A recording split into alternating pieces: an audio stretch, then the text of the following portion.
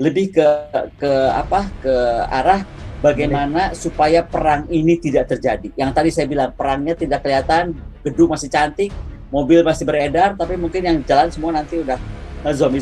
Iya, zombie. Kalau tentang big data, tadi yang ditanyakan tentang big data, saya cuma jawab pendek aja ya. Nggak usah ngomong canggih-canggih. Lihat apa yang dilakukan dunia terhadap Rusia. Lihat apa yang dilakukan dunia terhadap Rusia. Ternyata jawabannya satu, berdikari itu penting. Jadi jangan ngomong big data lah, kalau server kita masih di luar. Mau ngomong big data, ngomong big data. Ngarang lah udah kalau ngomong big data, orang server kita masih di mana tahu. Iya kan? Oh gitu. Betul. Simpel aja kalau saya itu sih, be realistic lah kalau itu. Nah, makanya jawabannya cuma satu, berdikari. Sekarang apa yang terjadi di Rusia? Rusia itu dihantam ekonomi survive, dihantam teknologi survive, dihantam apa survive. Itu yang kita mesti kejar.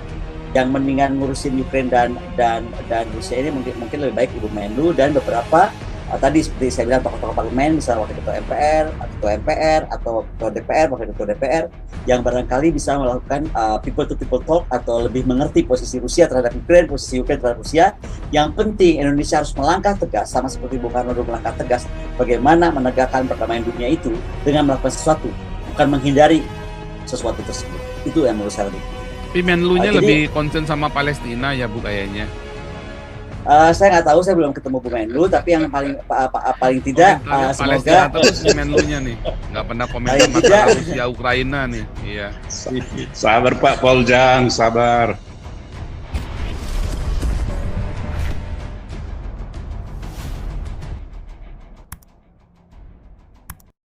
Bu Teh, kita lanjut ya, Pak Victor Mandoyo. Terima kasih sekali. Nanti kita cari waktu dengan Ibu Koni, dengan Amerika dan Australia, dan semoga bisa merilai ya acara ini ya. Oke, silakan Pak Victor Mandoyo. Lalu lanjut Domi Kormi dan Pak Robert ya. Tiga lalu kita lanjut tiga lagi. Ini tiga dulu biar Ibu Koni nggak kepanjangan jawabnya. Jangan opini pribadi ya, karena kita sedang menggali narasumber kita. Silakan Pak Victor Mandoyo. Terima kasih. Shalom buat semuanya. Shalom. Koni. Ya. Shalom. Ya, terima kasih. Sejak awal memang terjadi perang Rusia dan Ukraina ini, saat Bu Koni berbicara lalu saya juga pingin ngobrol, cuman kan nggak mungkin karena waktu yang sangat terbatas. Kemudian yang perlu ditekankan kembali, saya bukan pendukung salah satu negara, itu Rusia ataupun Ukraina, karena saya hanya menyorot itu dari aspek kemanusiaan seperti Ibu ungkapkan tadi, yang pasti terinjak-injak, baik itu yang negara diserang ataupun negara yang menyerang. Jadi Ukraina juga menyerang rakyatnya sendiri, dia pun menyerang rakyat Ukraina sendiri, Ukraina juga gitu loh.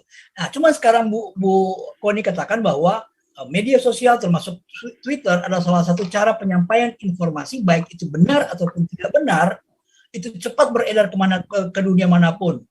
Jadi pertanyaan saya Bu, sehubungan dengan ini, yang beredar itu kemungkinan yang beredar di Twitter loh. Saya juga sempat berdiskusi panjang dengan teman-teman di Twitter yang menyatakan bahwa kemungkinan Rusia untuk menyerang negara-negara NATO, anggota-anggota NATO, termasuk Inggris. Jadi menurut pandangan Bu Koni, kira-kira kemungkinan itu pasti terjadi apa enggak. Kemudian yang kedua, dengan adanya perang ini memungkinkan adanya peralihan polisi dunia yang selama ini dipegang oleh Amerika, kemudian menjadi Rusia sebagai pemegang. Karena kita melihat di mana-mana negara sekarang, Rusia itu ada. Dibandingkan dengan Amerika sekarang loyo sekarang kan. Kita harus akuin itu, Amerika sekarang nggak seperti Amerika yang di zaman George Bush dan sebagainya, bukan sekarang ini ya. Jadi sehingga juga Israel pun merasa khawatir. Israel merasa khawatir dengan adanya perang ini, bukan enggak khawatir, karena seperti itu tadi bahwa bangsa Yahudi yang ada di negara Rusia ataupun di Ukraina itu akan terdampak besar. Nah, Israel pun ikut sampai Perdana Menterinya turun tangan di saat hari Sabat yang sangat mereka tidak boleh beraktivitas, mereka dilakukan juga. Panas Pak. Oke. Jadi dengan adanya ini Bu, kira-kira menurut Ibu untuk peralihan polisi dunia itu menjadi dipegang oleh Rusia, berhasilkah atau enggak gitu? dan sehubungan dengan CBRN War tadi, memang saya juga tuh merasa sudah dengar, sudah baca di Twitter, tetapi karena belum ada penjelasannya seperti akurat yang dijelaskan Bu Koni ini, malam ini saya juga sampai speechless Pak, Bu. Saya nggak bisa ngomong apa-apa lagi. Kalau mau kejadian ya kejadian aja. Mau gimana, dunia memang sudah seperti ini. Tinggalkan bagaimana anak-anak kita, cucu-cucu kita kelak yang akan menikmati kan udah nggak ini kita lagi, bukan? Itu aja Bu Koni, terima kasih. Tuhan memberkati. Terima kasih. Lanjut dulu ya, Domi Kormi, silakan Domi Kormi. Selamat malam untuk. Selamat malam Domi Kormi, lama nggak nongol. Jadi terus terang aja, saya langsung to the point aja ya. Kita tahu semua terhadap polemik Rusia dan Ukraina terhadap dunia, bahkan sampai minyak goreng jadi paling ininya. Terus kondisinya saya mau nanya mengenai kondisi apakah lakukan apa yang terbaik bagi Indonesia itu, karena begini juga Bu, saya melihat dari peristiwa yang diberlakukan sama Bapak tercinta kita Pak Jokowi yang mengenai G20 itu, yang ya istilahnya bodo amat, yang penting undang dua negara itu kan, undang dua kubu tersebut. Nah, dan kondisinya juga, aduh aku deg-degan. Soalnya ini soalnya dua kubu perang dunia. Terus mengenai masalah perang biologis ini, apakah pihak Indonesia juga itu bisa menjadi tolak ukur untuk negara luar? Karena kenapa? Semua negara itu sekarang lihat Indonesia. Mengapa? Karena Indonesia itu dianggap negara yang paling non-blok, yang tidak memihak satu pun. Ya, kita juga menganggap diri kita adalah netral, meskipun kita berteman dua negara juga, Rusia dan Amerika. Ya kan? Dan untuk menanggulangi kan ini dua kubu ini sedang menarik Indonesia. Apa yang harus dilakukan pemerintah supaya kita itu tidak diseret sama dua negara itu menjadi ikut kubu mereka. Itu yang pertama. Kedua, masalah big data. Big data ini juga sudah dikemukakan oleh sama Pak Luhut mengenai yang sebenarnya sih menurut saya itu sebenarnya sebuah kode sih menurut saya. Sebuah kode karena big data itu pemerintah bisa dapat. Big data semua about data pribadi warga negara Indonesia bisa diperoleh oleh pemerintah. Nah, bagaimana yang dari negara luar? Ketika mereka bisa mengetahui big data kita, data privasi kita, itu kan sebuah hal ancaman terbaru, Bu. Bukan hanya sebuah perang biologis, tapi dari big data ini mereka bisa mempelajari perilaku privasi berdasarkan privasi itu. Nah, bagaimana pihak Indonesia bisa menanggulangi terhadap data privasi ini? Ini sangat berbahaya juga, Bu. Untuk negara luar ini bahaya juga terhadap data privasi. Karena kenapa? Dengan data privasi semua senjata bisa dilakukan, bisa dibuat, Bu. Sebenarnya dari situ. Kalau yang saya amati, awal mulanya itu adalah data privasi. Ketika ada yang problematika bisa menjadi bahan untuk membuat senjata baru. Mungkin lebih-lebih, mohon maaf, saya kejauhan, yaitu ini asumsi liar saya adalah ketika tiba-tiba ada senjata baru, yaitu adalah bom waktu. Bukan bom waktu tapi benar-benar bom waktu yang menggunakan time traveling. Bisa jadi, Bu.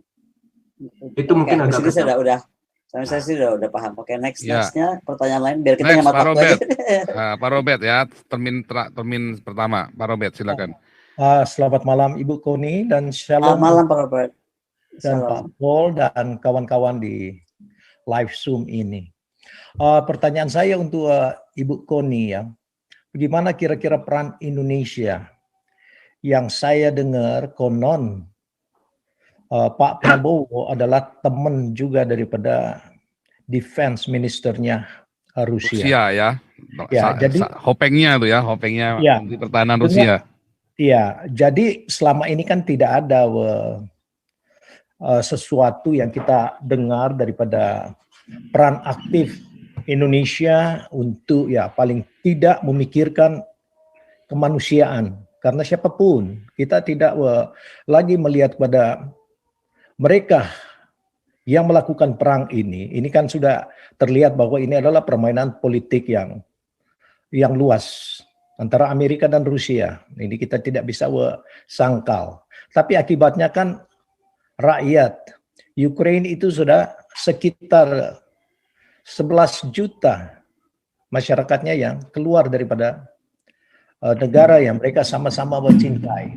Nah sekarang kan masih ada cara perdamaian kalau memang diusahakan. Karena diplomasi itu merupakan salah satu bagian penting di dalam kehidupan negara dan bisa menjadi ujung tombak untuk menghentikan peperangan. Apalagi dengan peran orang-orang yang mempunyai kedekatan, karena di dunia ini kita tidak bisa lepas daripada bagaimana hubungan-hubungan kita. Jadi saya kaitkan, kalau benar-benar Pak Prabowo sebagai Defense Minister Indonesia punya kedekatan dengan Rusia, khususnya dengan Menteri Pertahanannya, kenapa tidak ada peran daripada Indonesia, karena ini berkaitan dengan pemerintahan tentunya, untuk menghubungi Rusia dan secara khusus Menteri Pertahanannya untuk membicarakan perdamaian. Karena siapapun, saya terus terang, semua orang takut mati, apalagi mereka yang mempunyai suatu kekuasaan. Kalau rakyat jelata seperti saya mati tidak ada yang perlu dipikirkan. Tetapi bagi mereka, khususnya bagi Putin secara khusus juga, dia salah satu pemimpin terkaya di dunia. Memang Rusia diboikot melalui ekonomi, tapi tiap malam mereka bisa makan kaviar dan semua makanan-makanan yang leks karena tidak ada pengaruh sebenarnya bagi pemimpin yang kaya raya. Tetapi impact-nya ini kepada rakyat. Dan dunia ini kelihatannya berada di ujung tanduk. Jadi kalau telur jatuh dari ujung tanduk, ya kita tahu bagaimanapun ya eskalasi daripada nuklir ini nggak bisa artinya tidak bisa dielakkan, Bu, ya. Menurut penilaian saya bahwa sebenarnya Amerika ini kan kekuatannya ya memang cukup diperhitungkan, karena semua rudal-rudal yang ada di submarine, demikian juga di carrier Amerika, itu semua menuju ke semua kota di Rusia, dan Rusia tahu persis itu. Tetapi kalau perang nuklir ini tidak ada yang menang lah, siapapun juga. Amerika juga takut untuk melakukan ini karena ini resikonya ya bukan hanya Rusia, tetapi ini akan escalating perang dunia ketiga. Oleh sebab itu sekarang kan North Korea unjuk gigi.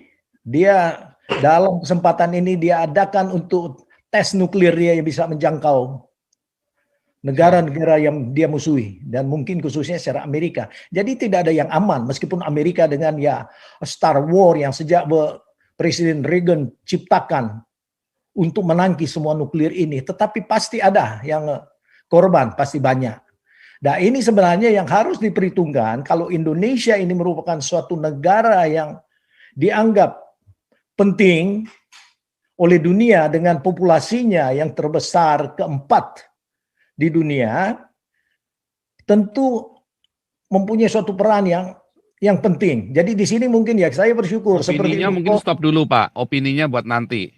Karena kita kan sekarang sedang mengeksplor. Jadi stop dulu. Oke, nanti Pak Robert boleh lagi untuk beropini ya setelah ini ya.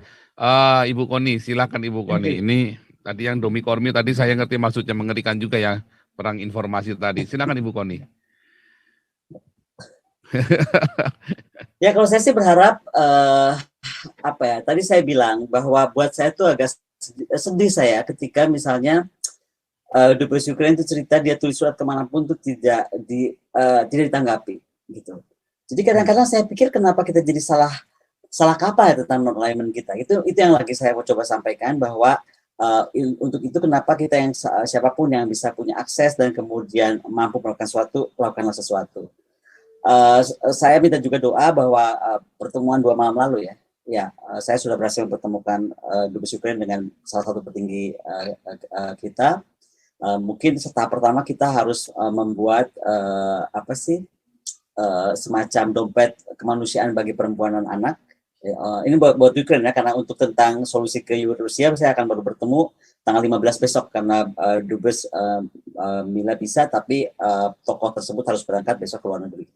Jadi baru bisa tanggal 15. Tapi kalau dengan Ukraine kita akan lakukan itu karena tidak ada kan yang buat gitu. Nah, tapi ternyata masalahnya bukan cuma buat.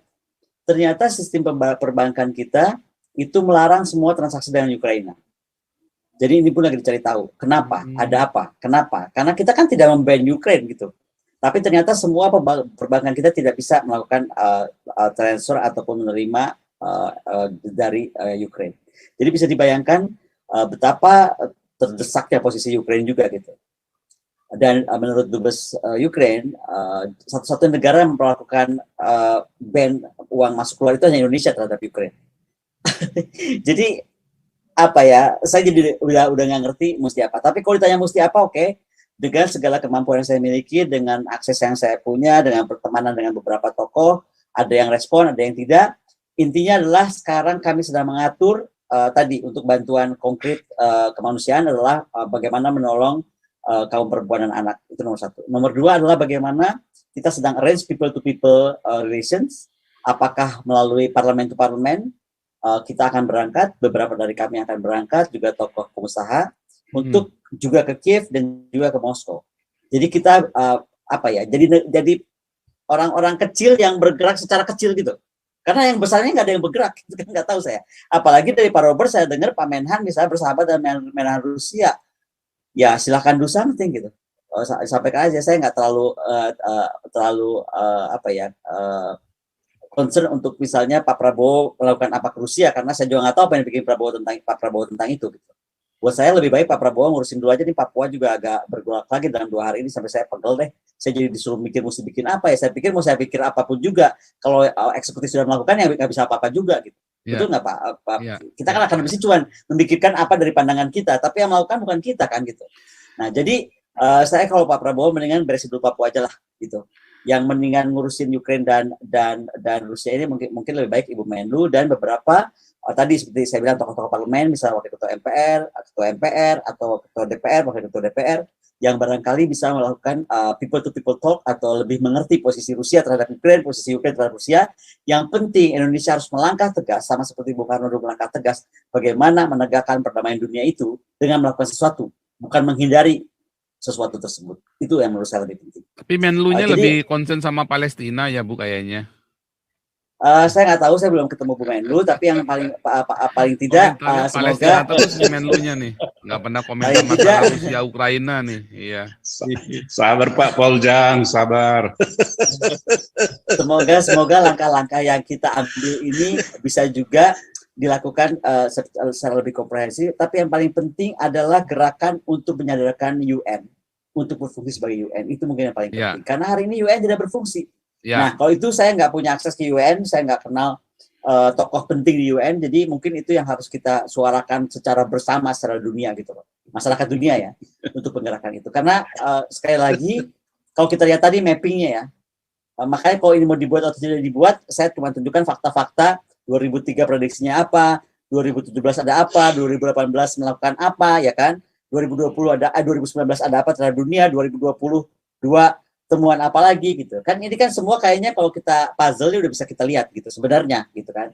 Tapi kan dalam kapasitas, dalam kemampuan, dalam kapabilitas kita yang nggak bisa maksimum seperti negara, ya kita memerlukan jelas di sini tokoh-tokoh negara untuk melakukan sesuatu.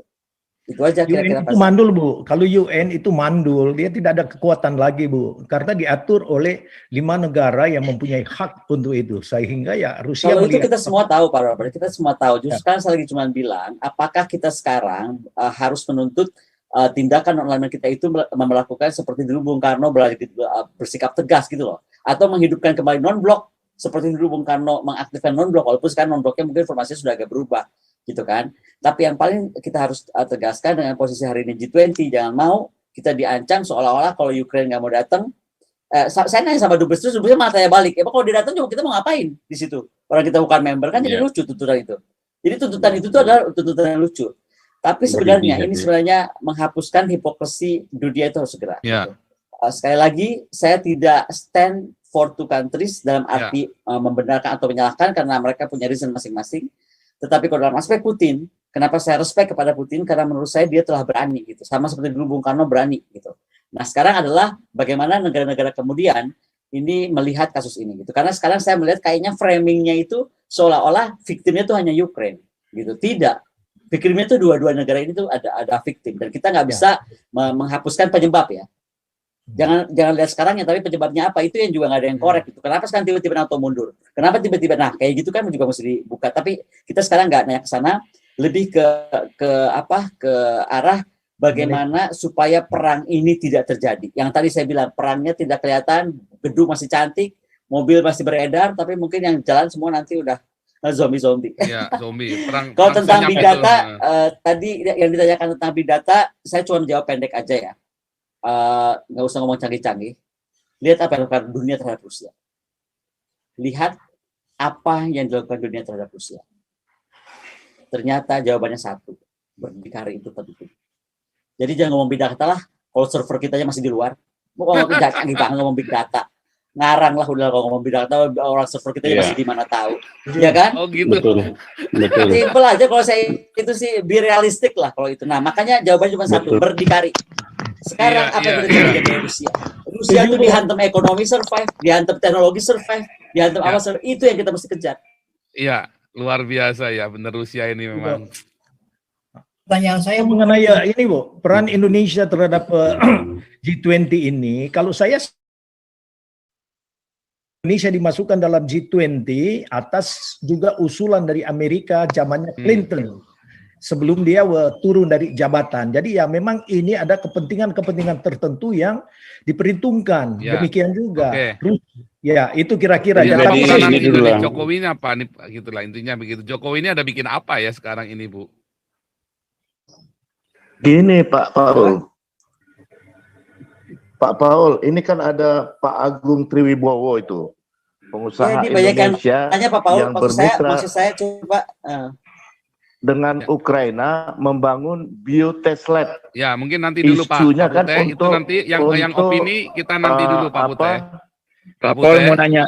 Yang opini itu kita nanti dulu. Ini kita sekarang buat explore dulu, Pak Puteh. Pertanyaan saya belum dijawab, vaksin Bu Koni. bagi hewan dan segala macam. Iya. Agung Pak, Triwibowo tadi itu, Pak. dan mereka investasi di Ukraina itu kan 2021. Iya Pak Puteh, nanti yang opini nanti dulu Pak Puteh, supaya kita Tadi fokus Pak Dedi ada yang belum kejawab apa ya? Pak Warta sesungguhnya siapa namanya sih? Kalau namanya Warta sesungguhnya. Victor Tadi apa yang Mandayo. belum terjawab? Victor Pak Mandayo, Victor, Pak apa yang Victor. belum terjawab? Kemungkinan penyerangan terhadap negara-negara NATO yang sekarang kan banyak juga beredar di YouTube dan Twitter bahwa Inggris yang pertama akan diserang.